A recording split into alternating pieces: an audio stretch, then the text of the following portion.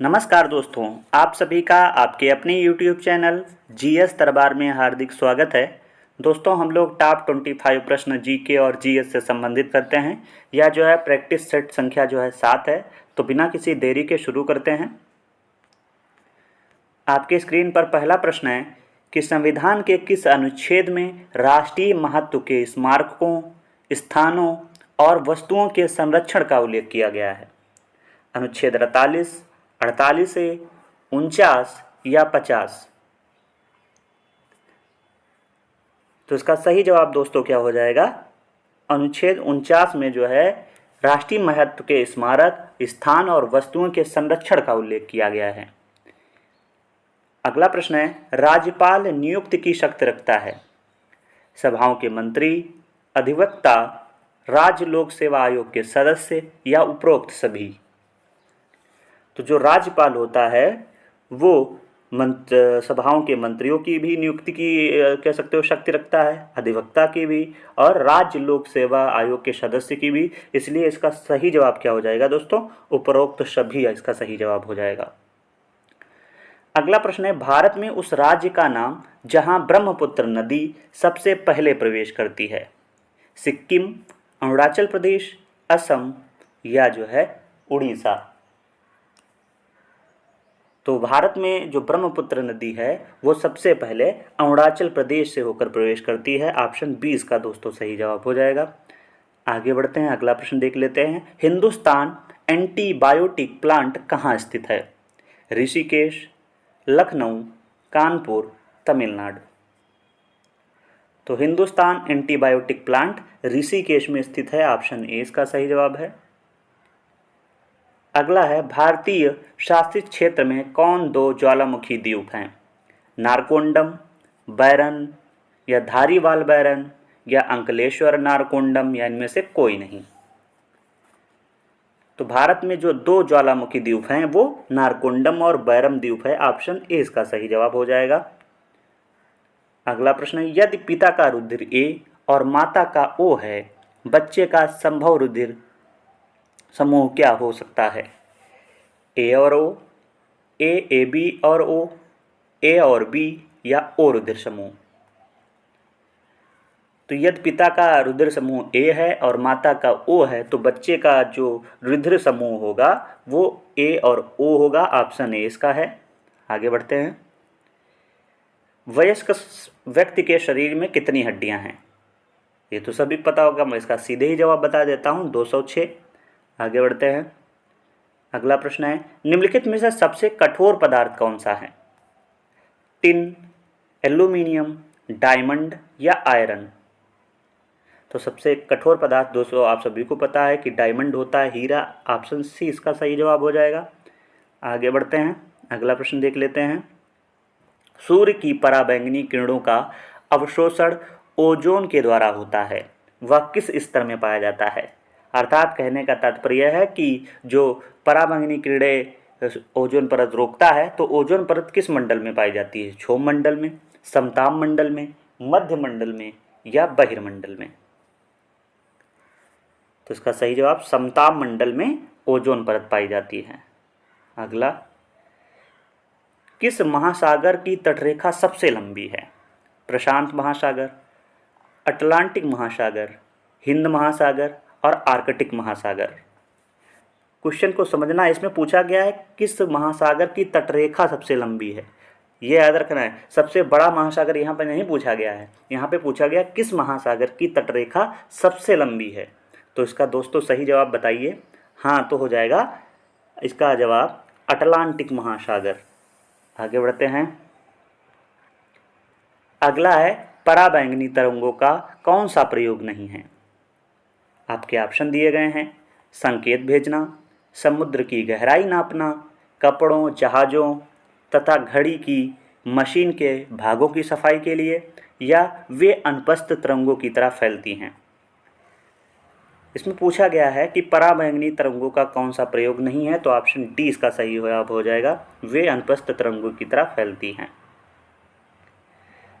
अगला है, किस कारण से ऊंचाई पर एक जहाज पर एक यात्री के फाउंटेन पेन की स्याही निकल जाती है? ऊंचाई के साथ, यहाँ पे थोड़ा थोड़ा अंतर है ऑप्शन में, इसको ध्यान से देखना है। ऊंचाई के साथ वायुमंडलीय दाब घटता है, ऊंचाई के साथ वायुमंडलीय दाब बढ़ता है, सॉरी पहले बढ़ता है फिर घटता है, मैंने उल्टा पढ़ दिया, कोई बात नहीं, आगे बढ़ते हैं। वायुमंडलीय दाब पर कोई भी प्रभाव नहीं पड़ता, बल्कि पेन का आंतरिक दाब बढ़ता है, ये याद रखना है। यहाँ पे क्या था, वायुमंडलीय दाब, यहाँ पे पेन का आंतरिक दाब है। और अंतिम ऑप्शन है कि वायुमंडलीय दाब पर कोई प्रभाव नहीं पड़ता, बल्कि पेन का आंतरिक दाब घट जाता है। तो बताइए इसका सही जवाब। बहुत बार प्रश्न दोस्तों ये पूछा गया है, तो इसका दोस्तों सही जवाब हो जाएगा ऊंचाई के साथ वायुमंडलीय दाब घटता है। आगे बढ़ते हैं। अगला है, समुद्र के पानी में तैरना क्यों आसान होता है। वो भी पिछले प्रश्न की तरह है कि समुद्र के पानी का घनत्व साधारण पानी के घनत्व से कम होता है। समुद्र के पानी का घनत्व साधारण पानी के घनत्व से अधिक होता है, या समुद्र के पानी का भार साधारण पानी के भार से अधिक होता है, या समुद्र के पानी का भार साधारण पानी के भार के बराबर होता है, कम होता है। ये दोस्तों कन्फ्यूजन करने वाला प्रश्न है, लेकिन आप इसको अगर ध्यान से पढ़ेंगे तो कोई कन्फ्यूजन इसमें नहीं होगा। तो इसका सही जवाब दोस्तों क्या हो जाएगा, ऑप्शन बी, समुद्र के पानी का घनत्व साधारण पानी के घनत्व से अधिक होता है, इसलिए वहाँ पे व्यक्ति जो है डूबता नहीं है, या कह सकते हो तैरना बहुत आसान हो जाता है। अच्छा सॉरी, इसमें और भी ऑप्शन दिए गए हैं, इसमें और भी विकल्प हैं कि उसमें से कौन सा हो जाएगा। तो एक तो ये वाला ऑप्शन हो गया कि घनत्व के हिसाब से वाला, और भार के हिसाब से देखते हैं, समुद्र के पानी का भार साधारण पानी के भार से अधिक होता है, ये भी ऑप्शन सही है। तो इस तरीके से दो ऑप्शन सही हैं। दूसरा और तीसरा किस ऑप्शन में है देख लेते हैं। दूसरा और तीसरा, ऑप्शन बी इसका सही जवाब हो जाएगा दोस्तों। आगे बढ़ते हैं, अगला प्रश्न देख लेते हैं। अगला प्रश्न है, वृक्क की संरचनात्मक व क्रियात्मक इकाई है कार्टेक्स, नेफ्रॉन, मेड्यूला या ग्लोमेरुलस। बताइए। तो कार्टेक्स होगी वृक्क की इकाई, ऑप्शन ए इसका सही जवाब है। आगे देख लेते हैं अगला प्रश्न। अगला प्रश्न है, भारत में सबसे बड़ी झील कौन सी है। चलो आप इसको जो है कमेंट बॉक्स में बताइए, भारत की सबसे बड़ी झील कौन सी है। इसको आपको कमेंट बॉक्स में छाप दीजिए कि इसका सही जवाब क्या हो जाएगा। प्रश्न संख्या 15 आपको बताना है। आइए आगे बढ़ते हैं, अगला प्रश्न देख लेते हैं। अगला प्रश्न है, भारत में कर्क रेखा मध्य प्रदेश के किस शहर से निकलती है। आप सभी को पता है कि भारत में जो है कर्क रेखा 8 राज्यों से होकर गुजरती है, और उसमें पूछा गया कि मकर रेखा जो कर्क रेखा है वो मध्य प्रदेश के किस शहर से होकर गुजरती है। तो आपको बताना है भोपाल, उज्जैन, सिंगरौली या जबलपुर। तो इसका दोस्तों सही जवाब हो जाएगा उज्जैन के पास से, ऑप्शन बी इसका दोस्तों सही जवाब हो जाएगा बिल्कुल। अगला है, पाचक रस में निम्नलिखित में से कौन सा अम्ल पाया जाता है। लैक्टिक अम्ल, टार्टरिक अम्ल, हाइड्रोक्लोरिक अम्ल या एसिटिक अम्ल। तो पाचक रस में कौन सा अम्ल पाया जाएगा, हाइड्रोक्लोरिक अम्ल पाया जाता है, ऑप्शन सी इसका दोस्तों सही जवाब हो जाएगा। आगे बढ़ जाते हैं। अब देखो सुमेचित करना है, ध्यान से इसको देखिएगा, इसको थोड़ा हम छोटा कर लेते हैं।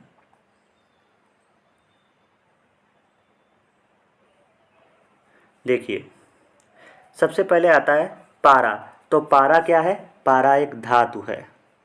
इसके अलावा ऑक्सीजन क्या है, तो ऑक्सीजन दोस्तों आप सभी को पता है एक यौगिक है। इसके अलावा जल क्या है, सॉरी ऑक्सीजन आपका क्या हो जाएगा, तत्व हो जाएगा। इसको थोड़ा सही कर लेते हैं। पारा क्या हो गया आपका, पारा आपका धातु हो गया। इसके अलावा ऑक्सीजन आपका तत्व हो गया, और जल आपका यौगिक हो जाएगा, और वायु आपका मिश्रण हो जाएगा। तो पहले का चौथा देखते हैं ऑप्शन, पहले का चौथा, दूसरे का पहला, ऑप्शन बी इसमें मिल रहा है। तो इसका बी ऑप्शन बिल्कुल सही हो जाएगा दोस्तों।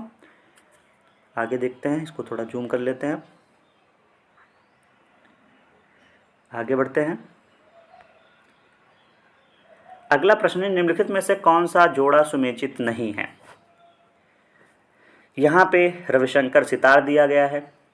इसी तरीके से M.F. हुसैन तबला, कैफी आजमी कवि और R.K. नारायण उपन्यासकार। तो इसमें से कौन सा जोड़ा सुनिश्चित नहीं होगा? तो M.F. हुसैन जो है ये तबला से संबंधित नहीं है। तो आप सभी को बताना है कि किससे संबंधित है। आगे बढ़ जाते हैं। प्रश्न संख्या 20 है कि निम्न में से कौन सा यौगिक अम्ल वर्षा के लिए उत्तरदायी है? नाइट्रोजन डाइऑक्साइड और सिलिकॉन डाइऑक्साइड, नाइट्रोजन डाइऑक्साइड और सल्फर डाइऑक्साइड, नाइट्रोजन डाइऑक्साइड और कार्बन मोनोऑक्साइड या सिलिकॉन डाइऑक्साइड और कार्बन मोनोडाइऑक्साइड। तो इसका दोस्तों सही जवाब बताइए। हाँ, इसका सही जवाब हो जाएगा नाइट्रोजन डाइऑक्साइड और सल्फर डाइऑक्साइड। ऑप्शन बी इसका सही जवाब है। अगला प्रश्न है 2011 की जनगणना के अनुसार भारत में लिंग अनुपात कितना है? 940, 933, 966 या 970? तो लिंगानुपात कितना हो जाएगा दोस्तों? हाँ, 940 है। ऑप्शन ए इसका दोस्तों सही जवाब हो जाएगा। अगला प्रश्न है निम्न में से किसे भारत का झील शहर कहा जाता है? जयपुर, जोधपुर, उदयपुर या रायपुर? तो उदयपुर को भारत का झील का शहर कहा जाता है। अगला प्रश्न है गर्म पानी की अपेक्षा भाप से जलना ज़्यादा कष्टप्रद होता है, क्यों? आपके ऑप्शन है भाप का तापमान अधिक होता है, भाप में विकिरण ऊष्मा होती है, भाप त्वचा से अभिक्रिया करती है या भाप में गुप्त ऊष्मा होती है। बहुत ही अच्छा प्रश्न है दोस्तों। तो भाप में गुप्त ऊष्मा होती है। ऑप्शन डी इसका बिल्कुल सही जवाब हो जाएगा। अगला प्रश्न निम्न में से भारतीय कृषि से संबंधित है? ICAR, ICWA, ICMR या ICCR? तो इसका सही जवाब हो जाएगा ICAR। ऑप्शन ए इसका दोस्तों सही जवाब हो जाएगा। और आज का दोस्तों अंतिम प्रश्न है आपके स्क्रीन पर कि मैकमोहन रेखा निम्न में से किन दो देशों के मध्य सीमा बनाती है? भारत और पाकिस्तान, भारत और बांग्लादेश, भारत और चीन और भारत और म्यांमार। क्या पूछा गया है? यहाँ पे मैकमोहन रेखा पूछा गया है। तो इसका सही जवाब क्या हो जाएगा दोस्तों? भारत और चीन के मध्य है मैकमोहन रेखा और रेड क्लिफ भारत और पाकिस्तान के मध्य। डूरंड तो हम बताएंगे भारत और अफगानिस्तान के मध्य। तो दोस्तों इस वीडियो में बस इतना ही। आप सभी को ये वीडियो कैसा लगा है? यदि वीडियो अच्छा लगा है तो कमेंट बॉक्स में ज़रूर बताएं। धन्यवाद।